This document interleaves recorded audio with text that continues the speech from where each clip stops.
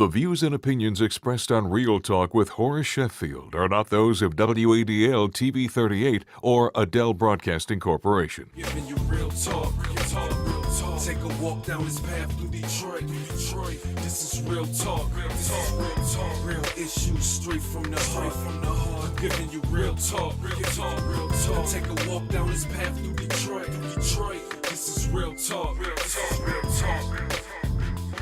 Hello, I'm Reverend Horace Sheffield III. Welcome to another edition of Real Talk. Of course, is WADL Detroit. This segment, of course, is being brought to you by Midwest Health Plan. I want to welcome my capable co-host, Ms. DeAnna Solomon, Deacon Solomon from Plymouth Congregational Church. Welcome.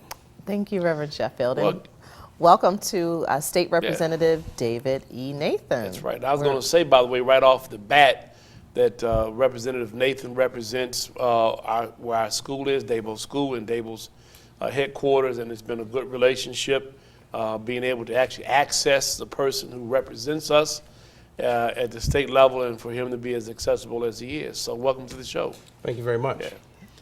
David, what district do you represent, and can you give us a description of that district so our viewers know a little bit more about? I represent District 11. Okay. District 11 is part of the northwest side of Detroit. You got the Southfield Freeway, which is the western boundary. You got Livernois, the eastern boundary. Okay. And then you got Linden down to Tyerman, and then I go into Dearborn on the east side, between Wyoming and Schaefer. So you have a portion of your district is actually in Dearborn? Yes. Oh, wonderful, wonderful. Well, there's a lot going on in Lansing, as you know, and many people are gearing up for, you know, all kinds of fights in Lansing. Where are you with, you know, some of the things that are most pressing and important to you as part of your legislative agenda? Well, you know, you're right. There is a lot going on in Lansing. The governor, he has a proposal out for road funding that he'd like Democrats to get on board with. I don't think that he has the Republicans on board, so he's looking for the Democrats to help him with that. He has this initiative with Healthy Kids, trying to tackle the obesity levels in the city of Detroit and throughout the state, which I've partnered with him actually to deal with the obesity level in the city of Detroit. And I've put together a panel of folks from Michigan State University, folks out of my office, so that we can come up with a plan and try to deal with this obesity issue. Sure. There's some other issues going on right now. I know it's in the House, it should be in the House, removing the cap on charter schools. What's happening with that? Yep, that's in committee right now, and certainly that's something that the Republicans would like to see happen. Right. You know, the Republicans this term has done a lot over the last 9 months, and charter schools is just another issue. There's a radical provision, I think, that's attended or attached to that, which would eliminate seat time. Are you familiar with that? I'm not quite familiar with that issue. Yeah, well, seat time is basically what some of these entities want to do is be able to have a warehouse, or basically have kids at home finish high school online. Okay. Right now, MD has a seat time requirement, which means there's a minimum amount of time face-to-face with the teacher in the classroom. And removing seat time would basically mean, you know, you would have virtual high school without any. Cyber schools. Yeah, no question. And the cyber school movement actually have started. We passed legislation last term to allow cyber schools. Yeah, there's some minimum Right. requirements that still, though, that still allow for up. seat time in there. We have it at Detroit Cares, which Ms. Solomon does our public relations for us. We have Ed Options, which is, you know, credit recovery, online high school completion, but that's only a part of a portfolio that allows kids to expedite or to recover lost credits. Okay. Yeah. So within your district itself, can you tell us about the community that you serve? Well, you know, my community is a very diverse community. Yeah. I represent the Grandmont community. I represent the community where the Ford actually started his factory. The actual Oakman Boulevard is where the Ford actually bought that area and created the Oakman Boulevard, which is now the aviation district. Oh, so okay. I represent the Dearborn area, which is a Muslim community, Chaldean community. So I represent a very diverse community. Okay. And do you walk your district? Are you out there pounding the pavement, a few times a year? Every spring and summer, I'm in the district. Okay. Every single day that we're not in session, and we're out of session, I'm in the district talking to my constituents so that I can get a feel for exactly what they need so that I can represent them correctly in Lansing. Okay. What type of programs are you currently engaged with within the community that our viewers should know about? Well, you know, I have, in my first term, I created 6 computer labs throughout the district. I partnered with churches and community organizations so that we could provide access to the internet for high school students and for senior citizens so that they can learn. And, you know, and that was some of the things that they talked about when I was walking the district, and the seniors said they didn't have computers, they didn't have access to internet. Folks looking for jobs don't have computers. So we put 6 computer labs in the district, and it's been a huge success. Yeah. Well, I'm always interested in the controversial stuff. So Ms. Solomon, she's, you know, she likes just public information. What's happening with the bridge? You know, It's dead. From my standpoint, yeah, okay, being dead for good, or? Well, right now it didn't pass committee, so right now it's dead. Right. And as far as I'm concerned, I believe that, you know, if Matty Maroon wants to build a bridge, he should be allowed to build a bridge. If the state needs to build a bridge, they should be allowed to buid a bridge. Well, my position's been quite clear. I've run commercials. I don't understand how the governor can get rid of the business tax and $1 billion plus out of state coffers, then wants to spend $2+ billion to build a bridge. I mean, it just doesn't make sense. Doesn't add up. Well, you know, it's been a lot of controversy around the money that's going to be spent on the bridge. And we've had testimony from a lot of individuals that are part of this. We've had Canada come over here and talk about the $550 million that they're going to put up to build this bridge, and how it's a public and private partnership where the public entity, or excuse me, the private entity come in and build the bridge, and then they operate it. So that's where we get the public interest out of it, and the private interests come in and build the bridge, operate it, and there's no public dollars, according to some folks that we've talked to. All right, we've got to take a break and come back. We got more information for you. This is brought to you by Midwest Health Plan. Of course, how do people reach you real quick? You can reach me at my office at 1-888-697-3711. That's MyRep 11. MyRep 11, Yes. 3711. We'll be right back after Giving this. you real talk, real talk, real talk. Take a walk down this path through Detroit, This is real talk. Real Talk is sponsored by Midwest Health Plan. Welcome back. I'm Reverend Horace Sheffield III. Of course, this is WADL Detroit. This is Real Talk, and this is being brought to you by Midwest Health Plan. And just a little musing in between the segments, people talking about my haircut, and the state reps, he likes it too. So yeah, this is the new me, but we're looking for a new state. We're looking for new representation that really takes an amalgamation of the agonies and the interests of Detroiters and gives a voice to it in Lansing. Some of the things we hear about some of the folks up there, what they represent, don't necessarily resonate with Detroiters. I mean, how do you keep up with representing your district? Well, I think that the things that I've done since I've been elected, such as walking the districts, is very helpful to me to be able to go to Lansing and really talk about the things that my community need. You know, these computer labs are just one of the things. I think some of the things we've done in terms of going out into the community and cleaning areas that haven't been cleaned in years, such as the area, for example, it's a railroad track that runs through my district. There was an area at Schaefer and Hubble that hadn't been cleaned in 25 years.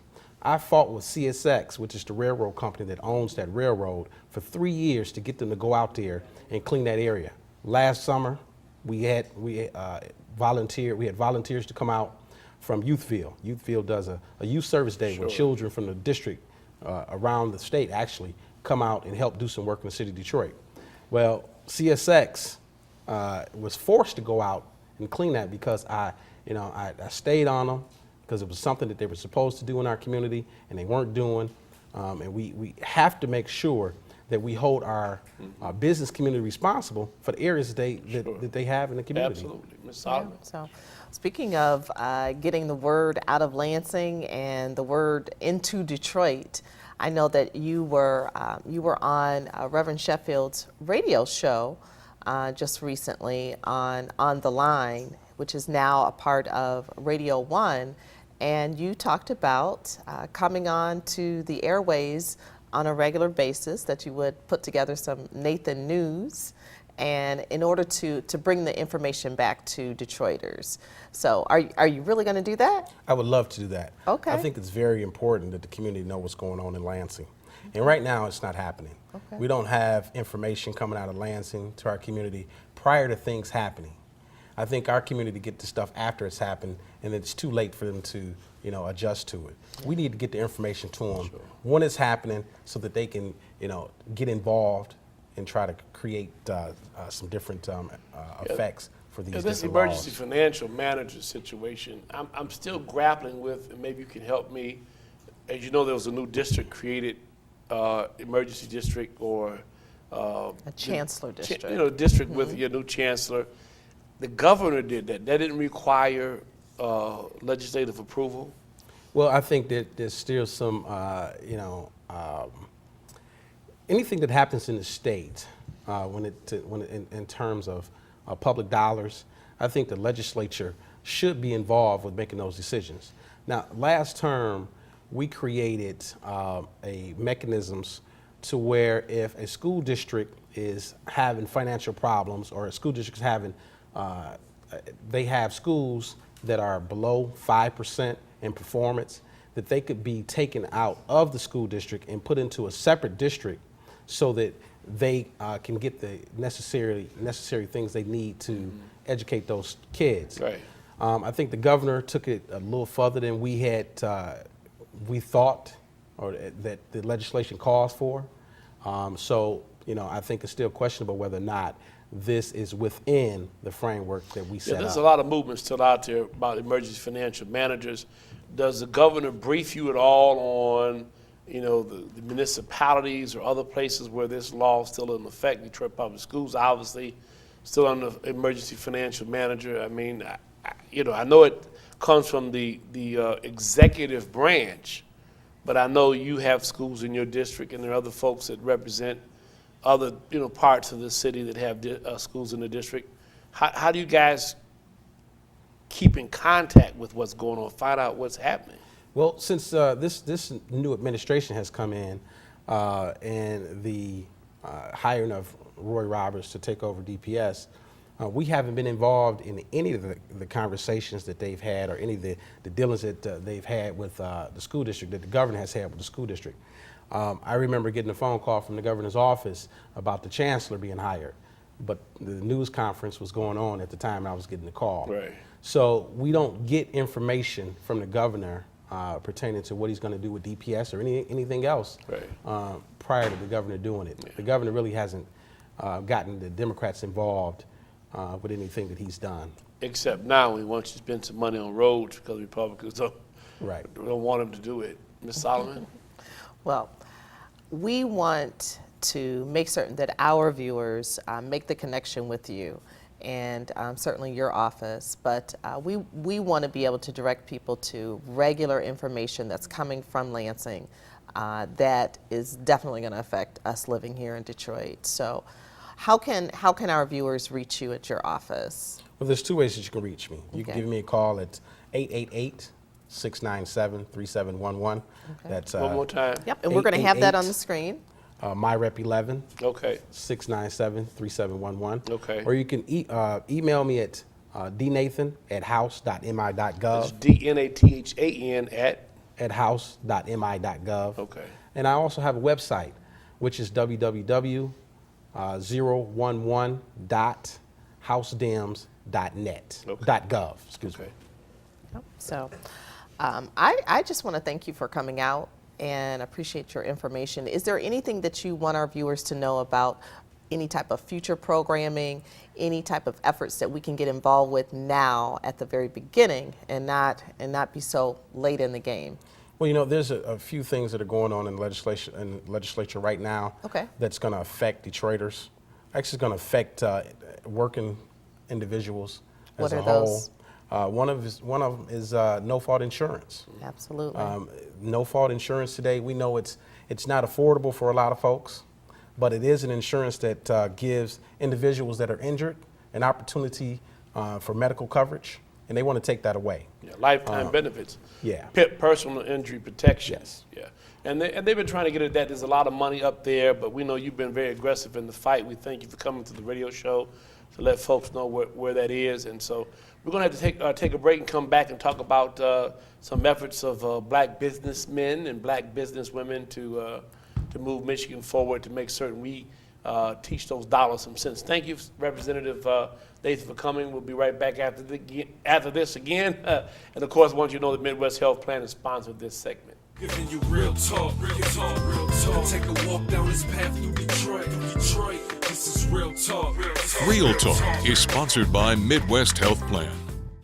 Welcome back to Real Talk. I'm Reverend Sheffield, and of course, this is being brought to you by Midwest Health Plan. We're going to talk about the Michigan Black Chamber of Commerce, a young man, Ken Harris, that I've known for a while, and of course, the infamous Tony Stovall, Mr. Hot Sands, Mr. Let's get it together, let's make this happen, let's lift our voices, let's bring black folk up himself. That's him. Welcome to the show. Thank you very Well, much. we're honored to be here. Yeah. From Sheffield. Well, we're glad to have any effort that we can be involved in to make certain that you aggregate interests of black folks. In this case, it's black businesses. So tell us about what you're trying to do, Ken. Well, what we've done is formed the first statewide Black Chamber of Commerce. Our goal was, now that we saw that the census statistics have moved in a direction that black businesses growing 3 times the national rate. We know that now there's over 72,000 African-American owned businesses. There's over 32,000 in the city of Detroit, which is ranked number 4 in the entire country.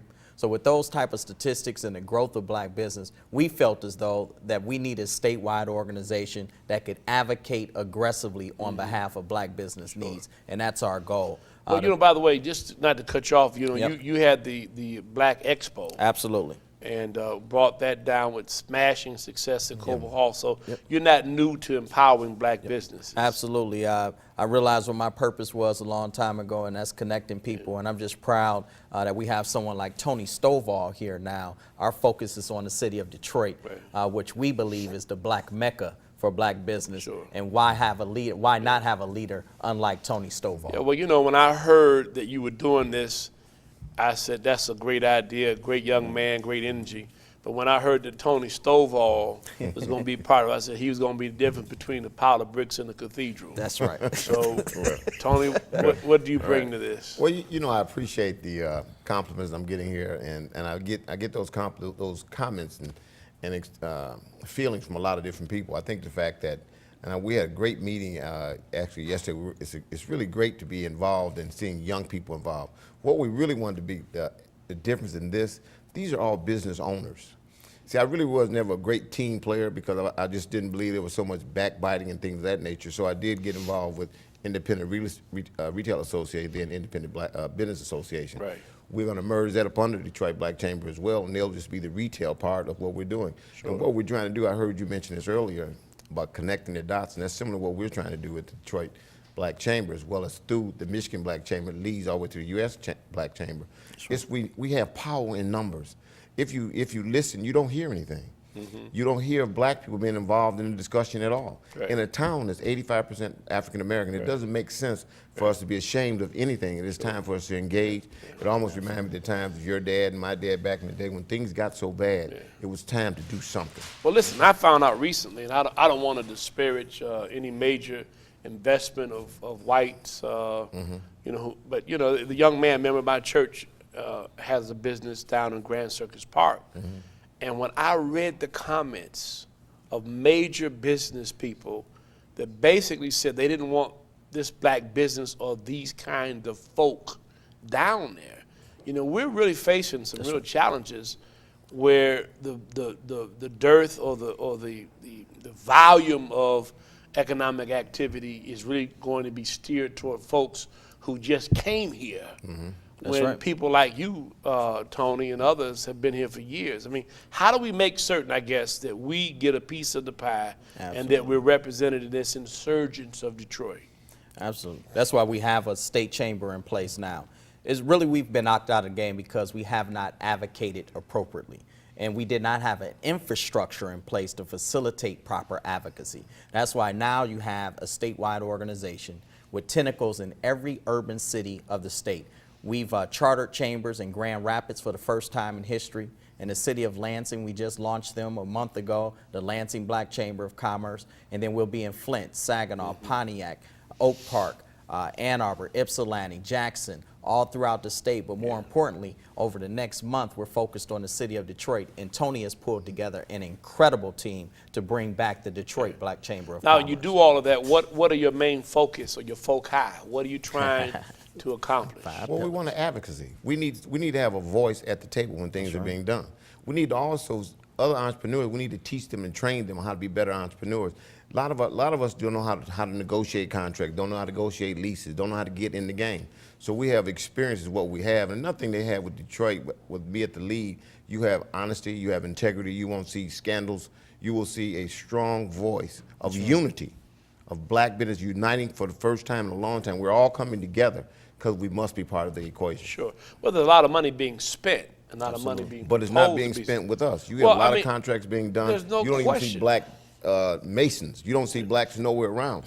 And the reason you don't, because we're not speaking out, we're not speaking up. Yeah, and some of it's changed in terms of the requirements for participation, you know, gone from, you know, demanding blacks to local participation, but there's still an opportunity to make certain that we exert some muscle. Exactly. And we can do that in more ways than one. Absolutely. I mean, we've got to support your businesses first of all. Absolutely. I was listening, Norman Thrasher and I did a commercial called Black Christmas. I'm dreaming of a Black Christmas where black businesses flourish, you know, and I'm going to play that again. You know, I got criticized, BGAS campaign, but the bottom line is we have to teach our dollar some sense. We must, because and we got to spend our money with us. Well, see, that's what I'm telling you. When people ask, what are we going to do? If nothing else, if you don't land a contract or anything else, if nothing else, if black people don't understand to do business with one another, That's right. we just spend money, spend our money with ourselves. That's power. Sure. That's education. That's being in power, and money is influence.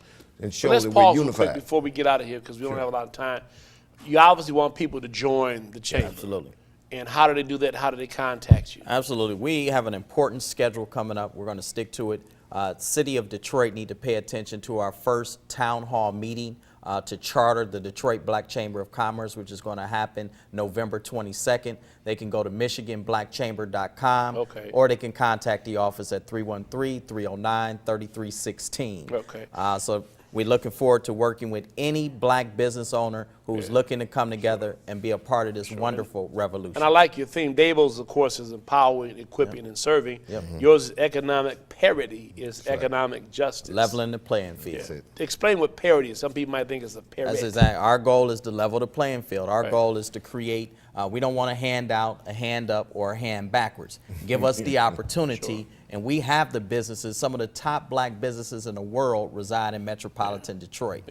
We don't have to prove any case about providing quality service. Look at what Tony Stovall has been doing with Hot Sam's. We want to get him the opportunity, and more importantly, allow them to not operate in a 1 to 2 mile radius, but now they have a statewide reach, a national reach, and eventually with the import and export opportunities, a global reach here in the city of Detroit. Now, what do people have to do to join the Michigan Black Chamber of Commerce or the Detroit Black Chamber of Commerce? Well, really all they have to do is contact either one of us at the Michigan Black Chamber, which is downtown on Library.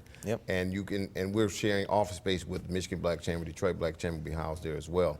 And what the main thing is, all of us coming together. We all send to work individuals, but just think about the strength when we all come together in numbers and see what we can do to make a difference. Sure.